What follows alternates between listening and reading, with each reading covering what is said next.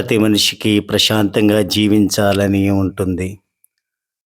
సంతృప్తి, సుఖం కావాలని ఉంటుంది. కానీ ప్రపంచమంతా ఈర్ష్య, ద్వేషాగ్నుల మధ్య చిక్కుకొని ఉంది. దీనికి కారణం ఏమిటి? పరిష్కారం ఏమిటి? అని ప్రతి మనిషి ఆలోచించాలి.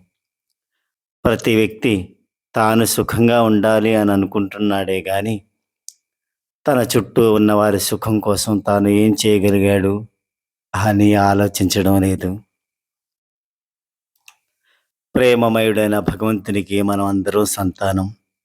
అందరం సోదరులం. తోటి వారిని ప్రేమించడంలో హద్దులుండరాదు.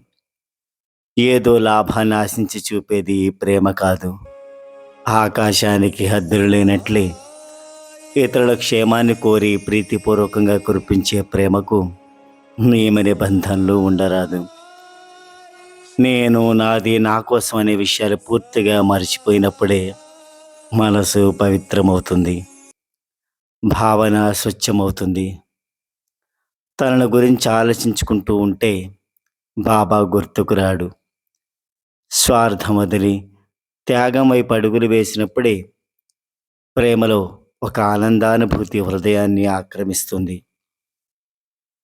పరోపకారంలో, సమాజ సేవలో కలిగే సంతృప్తి అనుభవంలోనికి వచ్చినప్పుడు మనిషి జీవితం ప్రశాంతంగా సాగుతుంది.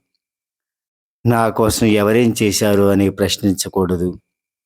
నేను సమాజం కోసం ఏం చేశాను అని ఆలోచించుకోవాలి.